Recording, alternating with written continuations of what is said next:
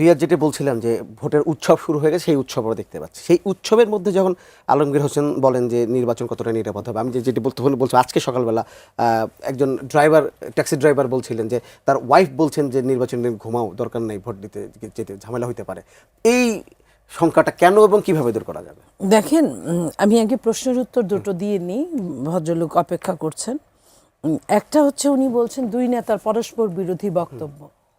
এটা পরস্পর বিরোধী সহনীয় বক্তব্য পর্যন্ত আশা করা যায়, কিন্তু জাতি নিয়ে, দেশ নিয়ে নেগলেন্সির সঙ্গে কেউ যদি বাজে কথাকে স্টাবলিশড করতে চায়, তাহলে রাষ্ট্র বিপদে পড়ে, রাষ্ট্রের জনগণ উষ্টাগত হয়, রাষ্ট্রের জনগণ ভীষণ কষ্ট পায়। এই জায়গাটা সব দলের বড় বড় নেতাদের এই জায়গাটার দৃষ্টির মধ্যে রাখতে হবে। লাইক আমি প্রমাণ দেই একটা, ঢাকা ৮ আসনে যেভাবে এনসিপি বিএনপির প্রার্থীকে, বিএনপির বর্ষিয়ান প্রার্থী, এনসিপি আমি বলবো না, তাকে ছোট করছি না, তার বয়সটাকে আমি বলছি, একটা জায়গায় তারা দুইজনেই প্রার্থী, আমি দুইজনকে সমান নাম্বার দিচ্ছি, কিন্তু সন্তান যখন বাবার চেয়ে লম্বা হয়ে যায় তার মানে কি সে বাবা হয়ে যায়? হয় না। তাকে বুঝতে হবে যে একজন বাবার বয়সীকে কোন ভাষায় কথা বলা উচিত, কোন ভাষা বললে, ভালো ভাষাতেও কিন্তু কঠিন কথা বলা যায়। তাকে তো ডিমও মারা হচ্ছে, তাকে যে ডিম মারছে, ডিমটা কিন্তু উন্নত অনুন্নত সব দেশেরই একটা ভাষার প্রকারান্তর, কিন্তু ডিম মারলে কখনো হাত পা ভাঙে এটা শুনেছিলেন পৃথিবীতে? সব পৃথিবীর ডিমের ওজন কিন্তু সমানই হয়। ডিমের ওজন এমন হয় না যে হাড্ডি ভেঙে যায়, যে তাকে প্লাস্টার করতে হয় বা আপনার ট্যাপ মারতে হয়। যাই হোক, এই জায়গাটাকে আমরা মনে করি এটার মধ্যে সৌন্দর্য বোধ থাকা উচিত। ইলেকশনের সৌন্দর্য বোধটা একটা মারাত্মক জিনিস, যেটা আপনার ওই উবারের ড্রাইভার বলেছে যে তার ওয়াইফ নিজে তো যাবেই না, স্বামীকেও ডিসকারেজ করছে। তো এই জায়গাটায় আমরা, যেটা বিএনপির মহাসচিব বলেছেন যে বিপদ কিন্তু সবারই। আপনার উনি আরেকটা কথা বলছেন, নির্বাচন কতটা শঙ্কামুক্ত, এবং মহাসচিবের কথা, আপনার কথা সব ধরে যদি বলতে চাই, আজকে যে ঘটনাটা সেনাবাহিনীর ক্যান্টনমেন্টে হলো, আপনি দেখেন একটা দল নিজেকে কতটা প্রায়োরিটি দিতে পারে। তারেক রহমান, তার জীবনের হুমকি আছে, তার ভাইটাকে মেরে ফেলা হয়েছে, তার মাকে একরকম মেরে ফেলা হয়েছে, তার বাবাকে মেরে ফেলা হয়েছে, তার বংশের কিন্তু সবাই কিন্তু কোনো না কোনোভাবে রাষ্ট্রের কারো না কারো হাতের দ্বারা তারা এফেক্টেড, যেটা কিন্তু অন্য দলের অন্য কেউ না, আমিও না। হ্যাঁ, সেটা একমাত্র হাসিনার কিছুটা এফেক্টেড, বাট কিছুটা না, অনেকটাই। বাট তারেক রহমান এখন এখানে জীবন্ত আছে আমাদের মাঝে, একমাত্র, মানে লাস্ট প্রদীপের শেষ সলতেটুকু। সেইখানে তার জন্য যে জিনিসটা দরকার, অন্যদের জন্য কিন্তু ওই জিনিসটা নাও হতে পারে। আমার যেটা দরকার না, যেটা রিয়াজ বললো, সেটা মিসইউজ, আমি কেন এটা নিতে যাব? তো সেই জায়গায় উনি ওনার জায়গা থেকে যেটা দরকার সেটা উনি নিতে গিয়ে যদি যখন অন্যের রুষানলে পড়তে হয়, অন্যকে তেমনই বাস বানাতে হয়, অন্যকে তেমনই শেল্টার চাইতে হয়, এটা যেমন দুঃখজনক। নির্বাচনে এটা আপনার শঙ্কা আরও বাড়িয়ে দেয়। এবং ক্যান্টনমেন্ট আজকে যেটা হলো, তারেক রহমান সাহেবের সঙ্গে নির্বাচন করার জন্যই তার জীবনটাকে এত শঙ্কাযুক্ত যে ক্যান্টনমেন্টের ভিতর দিয়ে গেলেও তাকে গান নিয়ে যেতে হবে। আমি আপনার যদি বলি যে সেনাবাহিনীর মতো একটা সংরক্ষিত এলাকায়, জোনে, যেখানে আইন সবার জন্য সমান, যেখানে গেলে 40 ঘন্টায় 40 কিলো, 30 কিলো, 50 কিলোতে গাড়ি আপনাকে না চালালে আপনি ওইখানে সিরিয়াস অবস্থার মুখোমুখি হবেন এমপি দ্বারা তাদের।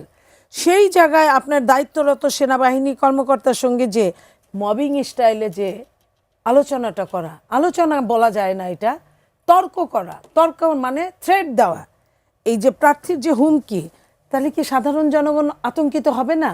এই দেশের জনগণ এখনো কিন্তু আর্মি আলাদা জিনিস, তারা দেশ রক্ষার কাজ করে, কিন্তু তাদের নিয়ে কিন্তু সাধারণ মানুষের মধ্যে একটা ভীতি আছে, যেহেতু তারা সবসময় জনগণের সামনে আসে না, কথা বলে না, জনগণও তাদের সঙ্গে কথা বলে না, সেখানে একটা ভীতি আছে, সেই সমীহ আছে। সেই সমীহটা কোথায় রাখলেন? উনি নাকি বিশিষ্ট ডাক্তার, উনি এত বড় হাসপাতালে চাকরি করেছেন, উনি এত এত এত কিছু, তো উনি একজন অফিসারের সাথে কোন চোখে, কোন দৃষ্টিতে, কোন ভাষায় কথা বলতে হবে? আইন নিজের হাতে এখনো পর্যন্ত ইলেকশন হয় নাই, আপনি দেখেন এখনো 2 দিন যায় নাই, আপনার আমির এখনো বিতর্কের ঊর্ধ্বে না, তার মধ্যে উনি আরেকটা বিতর্কের জন্ম দিলেন। উনি কি বললেন যে এই 5ই আগস্টের পরে আবার তুললেন যে অনেকেই তাদের হাত পায়ে ধরেছে তাদের সেভ হওয়ার জন্য। আমি যদি বলি আজকে আপনার মাধ্যমে আমি জানতে চাই কোন কোন সেনাবাহিনীর কর্মকর্তারা ওনাদের মাধ্যমে ওনাদের হাত পা ধরেছে, আমরা তাদেরকে, আর যাই হোক না কেন, তাদেরকে আমরা সমীহ করতে রাজি না। যারা যে দেশের সেনাবাহিনী মেরুদণ্ড সোজা করে দাঁড়াতে পারে না, নেভার এভার, আমি চাই না সেই সেনাবাহিনীকে। আমার কথা, আমার দেশের সেনাবাহিনী মরে যাবে হাসতে হাসতে দেশের জন্য, তাদের কিন্তু শপথটাই ওইটা, তাদের শপথটাই ওইটা। তাহলে শপথ ভঙ্গ করে তাদের কাছে হাত পা ধরেছে, আর সেই সেনাবাহিনীর অফিসারদের বা সৈনিকদের আমরা নাম জানতে পারবো না, এটা তো হতে পারে না। আমি জানতে চাই এরা কারা, এবং এই যে যদি তারা উত্তরটা না দেয় তাহলে কিন্তু আপনার জনগণ আরও ভয় পাবে ভোট দিতে, যে দেশের সেনাবাহিনীকেই মানে না সে দেশে হোয়াই এম।